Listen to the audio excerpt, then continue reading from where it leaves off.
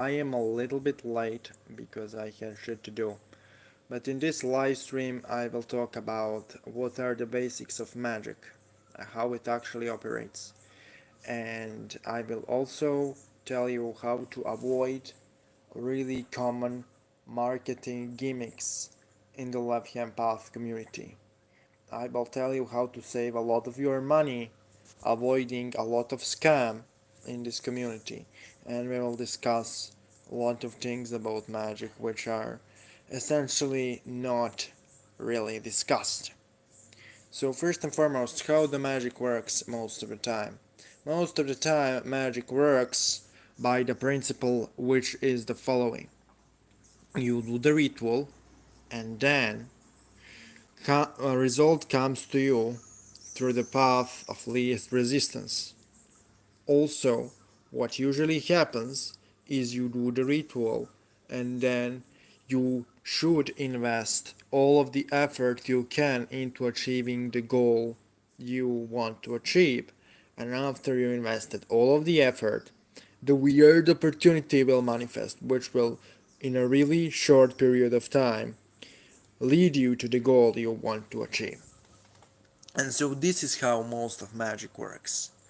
It doesn't work by teleporting objects, teleporting people, making women undress naked in front of you. All of those things can happen rarely, but they are the exception, not the rule.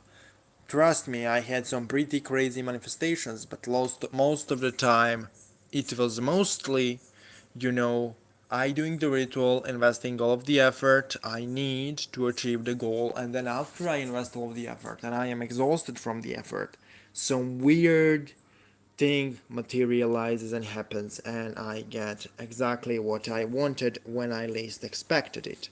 A lot of magicians say you do ritual and then set it and forget it, but I find that set it and forget it mentality to be really counterproductive because it encourages people to do nothing in a physical world.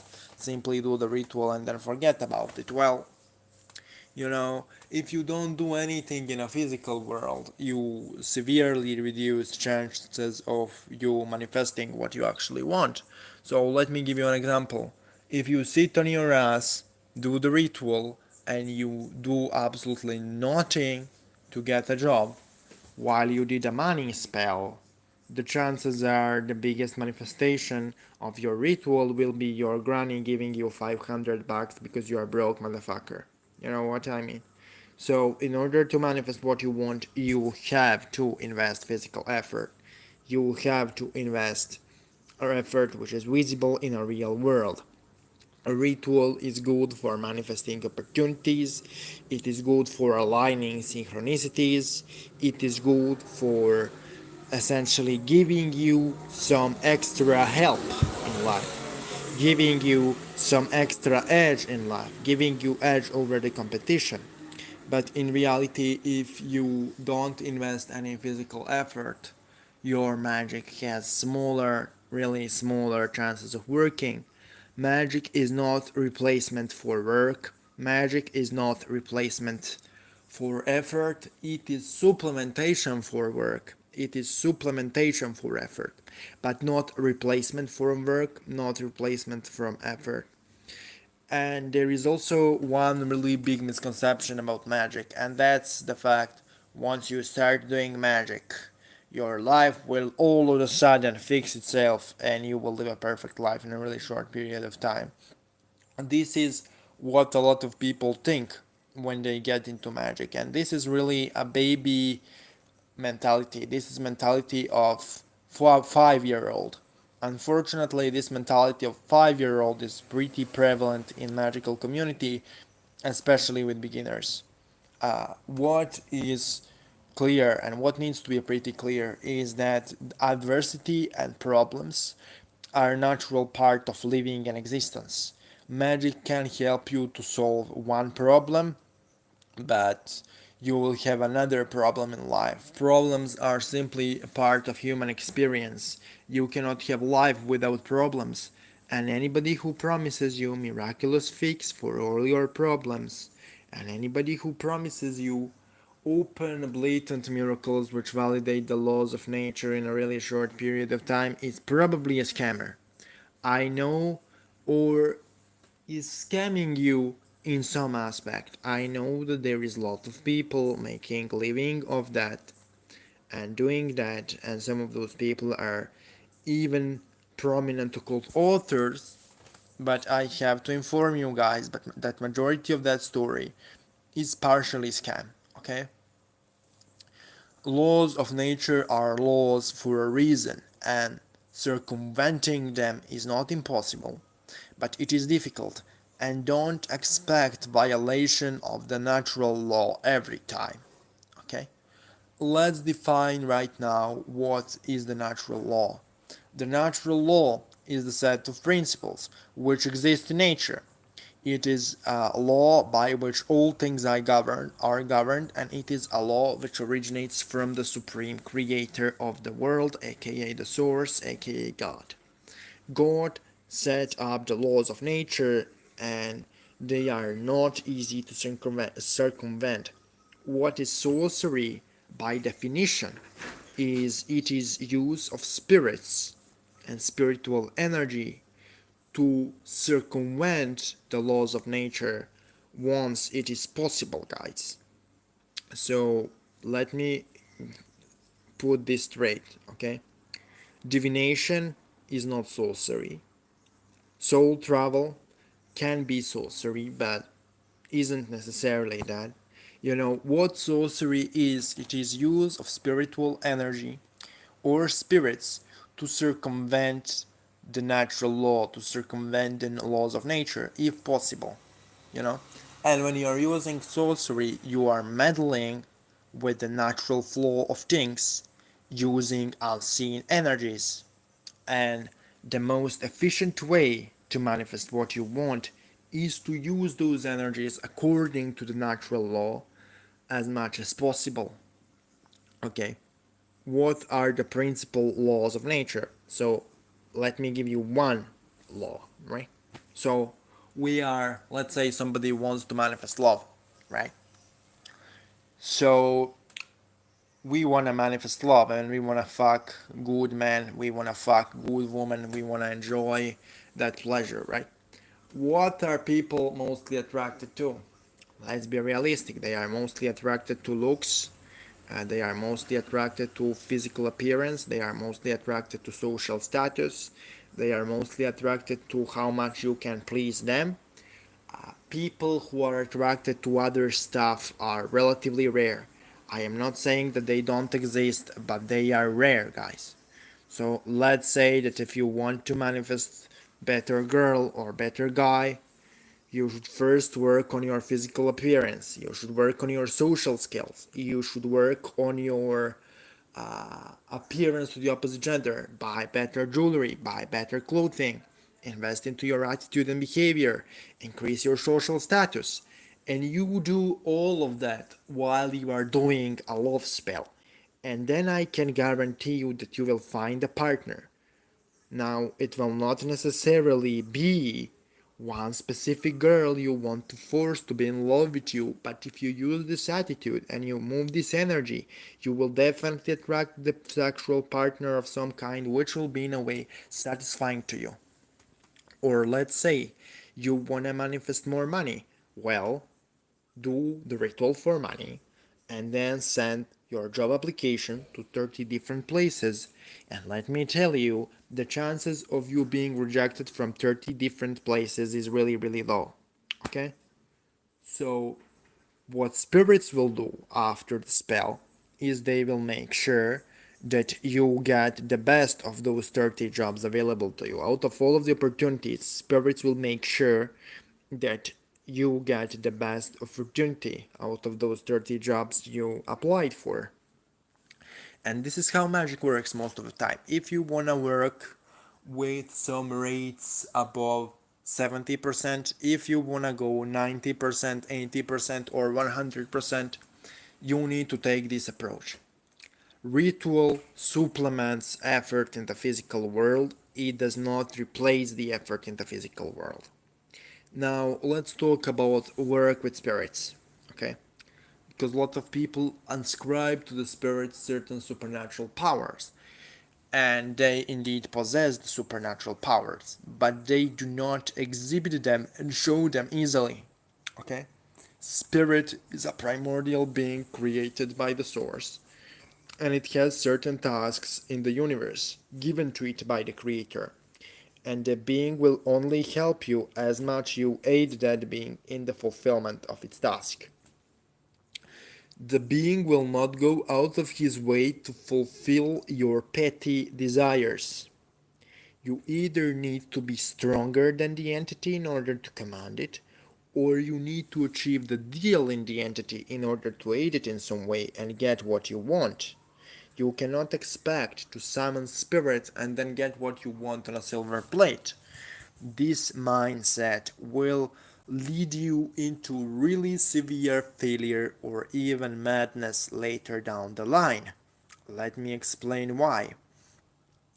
Uh, this is pretty clear, this is pretty simple. So let's say you work with angels to achieve your goal. Well, the angels are the messengers of the left, of the right hand of the source, and they will manifest your desire only if it is in accordance with their own mission as angels.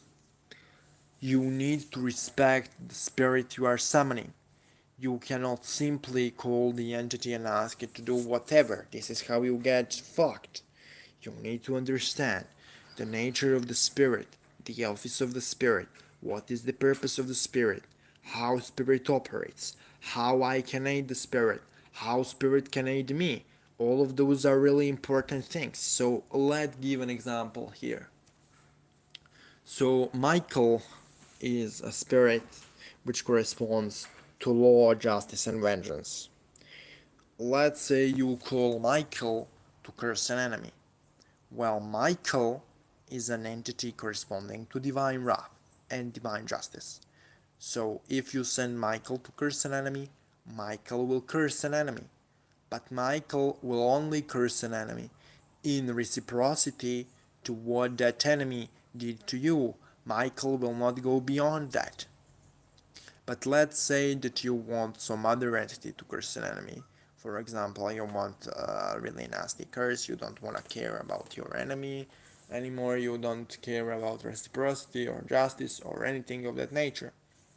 Well, in that case, you should summon a demon. But let me explain how it mostly works.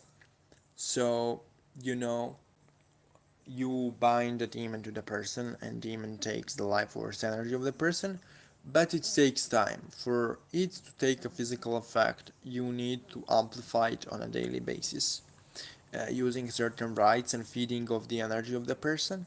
If you don't amplify it, the effect will be much slower and it will be much less noticeable in the first short period of time. So, let's give another example. So I will give another example of somebody wanting to do a love spell, right? Wanting to find a partner. So what I used to do before before I actually managed to understand love magic as it is I would call entities. I would even make pact with the entities, and I would like just sit on my ass. I would really sit on my ass without doing anything to actually manifest a partner. And obviously, I didn't manifest a partner, it was all one big mess. I got a lot of opportunities, but because I didn't understood that I have to invest severe physical effort, it all remained in a fluffy space of maybe or just impossible. So, as soon as I started physically investing the effort towards finding a partner, as well as working with spirits, it became pretty easy, and I manifested a partner relatively quickly. Your physical, mental effort have to coincide and be in line with the spiritual work you are doing. What you are controlling with the spiritual work are forces outside of your control. So when you are calling spirit to do something for your ass, you are telling that spirit to do something which is outside of your control so that it can align and give you the result you want. It doesn't imply that you should indeed call spirit to do all of the work. That is not how it happens.